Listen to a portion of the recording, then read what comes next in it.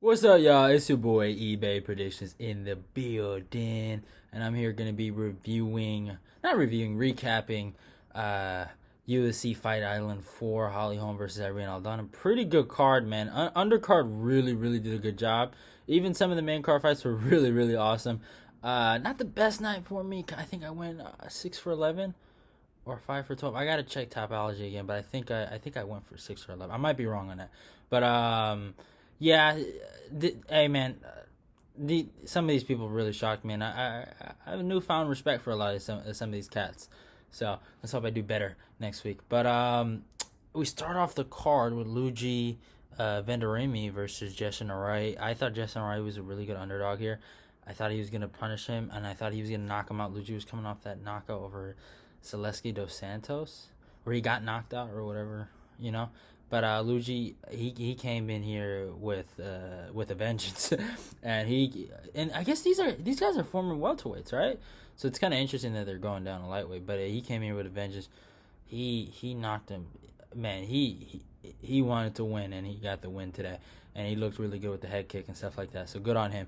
Next fight, Casey Kenny versus Haley Altange. I hope I'm saying that cat's name right. Is interesting. I picked this one right. I picked Casey Kenny.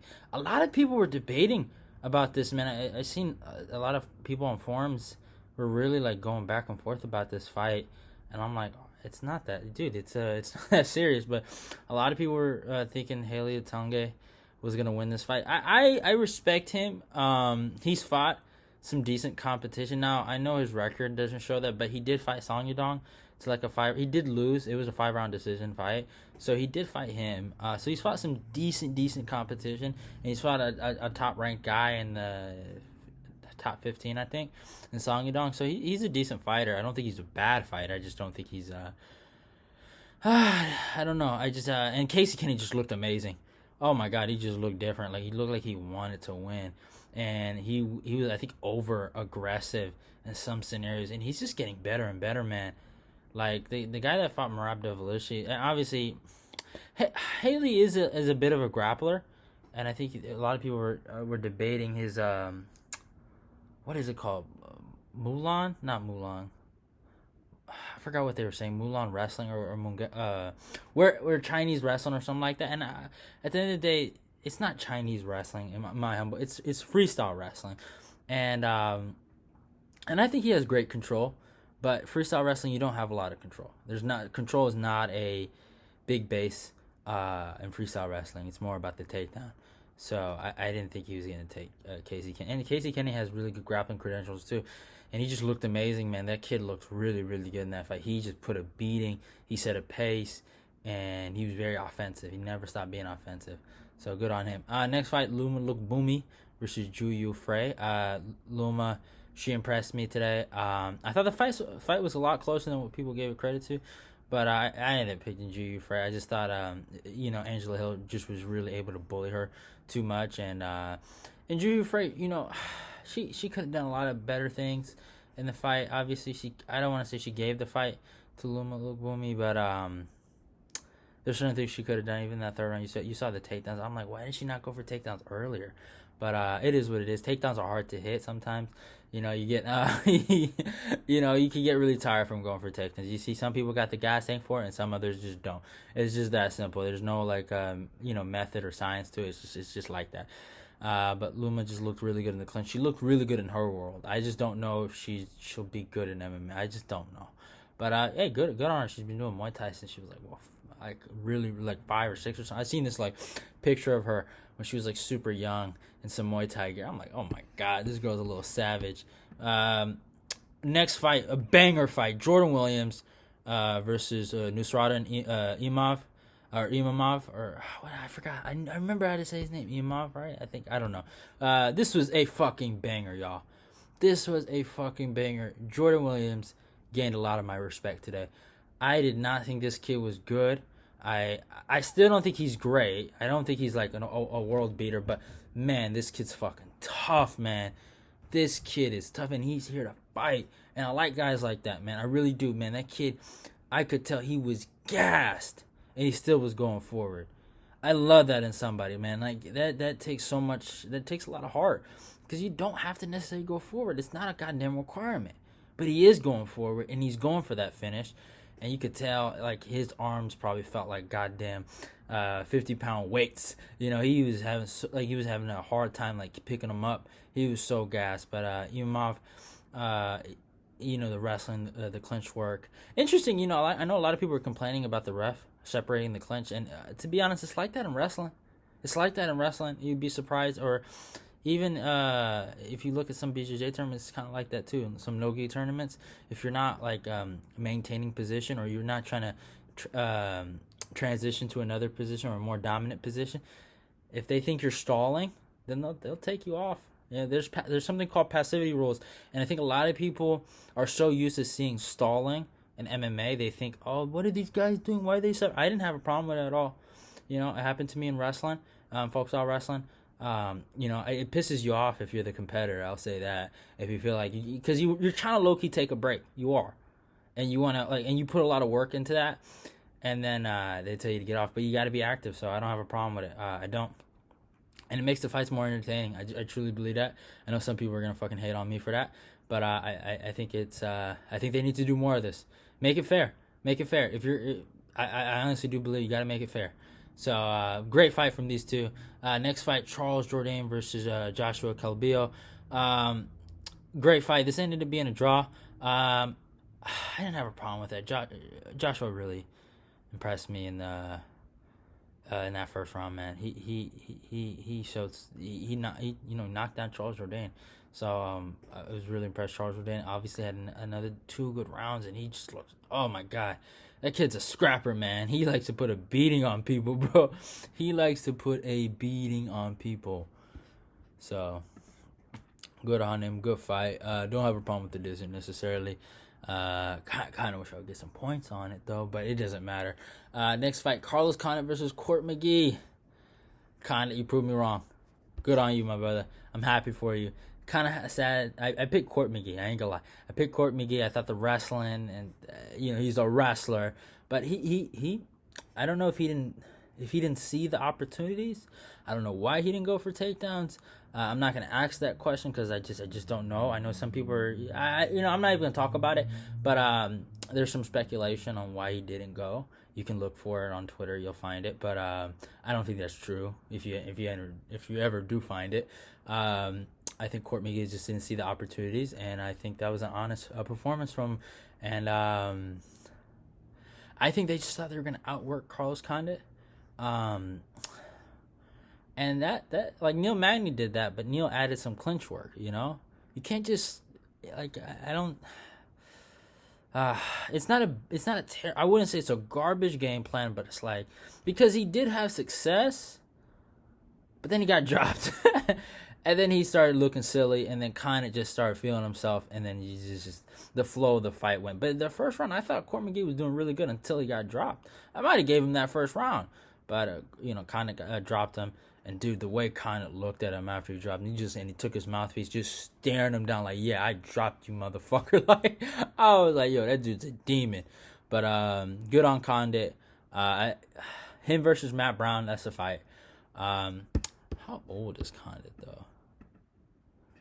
How old is Carlos Condit? Let's search it up. Actually, I actually want to know.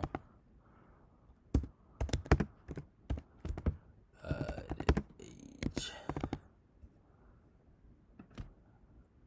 He's 36. So that's interesting. I thought he'd be a little older. I don't know. I don't know where he goes. Not too old, I know they say you're past your prime after 35. That's what I remember. Now he's 32. Apparently, some people when you're 32, you're past your prime. Apparently, ain't that crazy? But I don't know. I think him and Matt Brown's a good fight. I think that's a fair fight for where those guys are at. Let's not forget Condit was on a 5-fight losing streak. He is in no position to to be fighting those top contenders until he fixes that takedown defense. He needs to get it right. But hey, good on John Winklejohn's camp. Greg Jackson or whatever. Those cats over there in Albuquerque, yeah, they did pretty good on this card. They actually, let me shout them out. Good on them. Hope they're happy. Next fight, Daquan Townsend versus Dusko Turovic, I think that's how you say. Dusko looked. I mean, he looked good, amazing, and he looked like he didn't even like. He looked like he could cut. Well, it didn't look like he could cut more weight, but it looked like if he really wanted to make 170, he could do it. He did not look big. He looked in shape. He looked good. But he looked good in there, striking wise, and the fact that he's a grappler, that's his best trait. He's impressive, man. He really impressed me. Obviously, Townsend is not the greatest former competition. You look at his record, 21-12. I think he was on a 3-fight losing streak before this. So it's like, he's not a GOAT, but he looked really good. In some of the striking exchanges, you could see the reach was kind of messing with him. But right when he went for that takedown, you could tell. Oh my God, Daquan just fell like a fool. So good on him. Kyler Phillips versus Cameron Else. I don't think I talked about this on my prediction show, so it's kind of happened a little late notice. I ended up picking Kyler Phillips. I didn't know a lot about him. I just knew he was a favorite, so I just picked him on Tapology. I knew everyone was going on with him first round KO, so I picked that. I didn't get the first round. He ended up getting the TKO in the second round. It looked really good, man. The kid's he's athletic. He's athletic, so good on him. Next fight, dude, I was so hyped for this. I think the high moment of the night, Germaine Durandamy versus Juliana Pena. Dude, I love watching Germaine Durandamy fight. I think she's such... sorry about that, y'all. Some technical difficulties. But yeah, like I was saying, I think Germaine Durandamy gets so much hate for, like, I guess the cyborg stuff. But that girl is such a fun fighter to watch. And I was a little concerned. I ain't gonna lie to you. I was a little concerned for Germaine. I thought maybe Juliana Pena might win this fight. She did get the takedown. I'll save that for later. I was actually about to say something. And then, it's next round. She gets the fucking submission.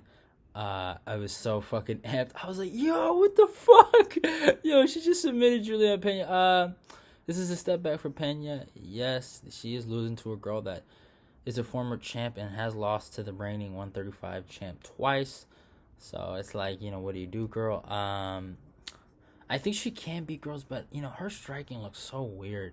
But one thing on her, she is not a ugly looking girl. I don't know, when I peeped, I was like, Juliana Pena got some cake on her, man. Like, I was like, yo, what the... I don't know I don't know if it's the mom bod or whatever. I don't want to have a full conversation about this, but man, Julia Pena, you don't be too sad, man. You're a good looking girl. So yeah, good on Germaine Durandamy. I don't know what she does next. Maybe her versus Holly. I don't know, rematch. I don't know what they do. Maybe if Megan loses to. Do that. I like to see that fight. Or let's hope. What if Megan wins? Yo, that'd be crazy. But let's not even talk about that. Next fight, co-main. I was pretty pissed off that this was the co-main, but these guys put on a good performance. Jorgen de Castro versus Carlos Philippe. Actually, we gotta shout out that ref that was stopping all the what's it called, the clinch exchanges. He was like not giving them no work at all. Well, he made this fight awesome. I know on Twitter I was kind of bashing Carlos Felipe because he was acting like a complete fool at the weigh-ins. I didn't like it, but hey, I gotta give the guys credit. I did tell y'all guy in the prediction. I did go with Jorgen de Castro. I'm not gonna act like I went with Carlos Felipe, but I did tell y'all this cat got some boxing reps. I think he hadn't before the Sergey Spivak fight. It was maybe 2017, 2018, his last MMA fight. But after that, he took some boxing bouts. He took some exhibition bouts. And the guy has hands, man. You can see it. He has some decent boxing. Like some decent, good offensive boxing. And he puts a pace on guys. He put a pace on Jorgen de Castro. And I like him. I like Jorgen a little better because Jorgen's a knockout artist and he's a nice guy. But what I like about Carlos Felipe is, man, he knows how to call people out. He can't speak the most English, but he's kind of calling people out. And he's a fun fighter to watch at heavyweight. I hope he gets ref by that same referee all the time so we can see fights like that. And, he got some good hands. I'll give him that. He got some good hands. Next fight. I got this wrong, y'all. Holly Holm humbled me, and I think most of the world. Actually, there were some people that went with Holly. I know some people in my mentions were telling me I'm going with Holly, man. I think Holly's wrestling and all this. I did see some people saying that. But, fuck, bro. Irene Aldana, I can't even be mad at her. She just got schooled. This was Colby Covington, Robbie Lawler-esque of, schooling. Holly Holm taught this girl that this isn't a boxing match. This is an MMA fight. And I'm going to teach you all the fundamentals. I'm going to give you all the art forms. And I'm going to whoop your ass in every... This was a clean sweep. Holly won every round. She took her down. She dominated. And one thing about Holly, I give her credit. At first, this was a detractor. This was me like, hey, man, is Holly slowing down? But she has been able... And she said it in her interview. And obviously, this is so easy to say now, right? Because you're wrong, and it's recency bias, and like it's so easy to say it now. But I gotta give it to her. I was wrong, and I'm not acting like I knew this the whole entire time. But man, her wrestling is getting better. I did say her clinch work was gonna be annoying, but she did not just clinch. She took her down. She out wrestled her. She mounted her. She made Irene look bad. But yeah, I Fight Game Pro, shout out to you, man. You called this one, bro. You called it. Good on you, my homie. But yeah, man, Holly Holm is I wouldn't say she's a problem because it's like, man, like she's lost to Amanda via head kick KO. But if they were to rematch, and obviously you know me, my number one rule is the person that wins the first time is always gonna win the second. Most likely, I always go with that person. But Holly Holm that wrestles, like, there's a real debate. Who's the best wrestler at 135? Is it Holly or Nunez? I know there's some other grapplers, but in terms of pure wrestling, man, her wrestling looked good against Irene. And her ability just to maintain distance away from her, I was impressed, man. I was really, really impressed. I thought Irene could expose some of the boxing. I think, what was it, Sophia Mathis, right? That knocked out Holly in her last boxing bout. I thought maybe we could get a throwback to that, but man, Holly showed her that there's levels to this shit. You're not gonna knock me out like that. And she put on a fucking clinic, man, y'all. Like, I might be the only one that's low-key amazed by this. Some people might be, oh, she ran away, all she did was a bunch of side kicks and she clinched with her and took her down. But I was just amazed by how, like, her pace, like, dude, like, you can talk about the shots weren't doing nothing, but the fact she was able to throw and just outwork this girl, man, just outwork her. And, like, Holly, I don't know what she's on, but she is yoked. That's actually interesting, since we're talking about what people are on. I want to ask y'all a question. Now, this is something I've been talking with a few of my homies. Do y'all think people are on steroids right now? Like in the UFC, like in this Corona era, because of is only you started testing for Corona, are they letting people get away with stuff? You heard about the Brazil talks, right? Like, if you're from it, but like, I don't know. I've seen people say, I do wonder that, like, if any of you guys see that, like, I want to see what you guys think, because I've heard this a lot, and I'm like, I never really thought about it. I don't give it too much time. But yeah, I wonder what you guys are thinking about that. Just answer the question, yes or no. I'm kind of torn. I'm like, some guys I kind of suspect. For me, I'm not that guy that suspects anybody, really. I don't really care. I know that might sound weird, but like, unless it's like proven, it's like, man, like speculation. It's like, it is what it is. But at the end of the day, Holly put on a clinic. This was a really, really fun show to watch. It was quick, a lot of good fights in the undercard. A really good heavyweight fight. That's saying something. That went to decision, by the way. Most good heavyweight fights end in the first round. This went to decision. It was a good scrap. GDR, I'm just going to say GDR getting the sub was awesome. And good show. Hope you guys enjoyed this recap. See y'all. Love y'all. eBay Predictions is out.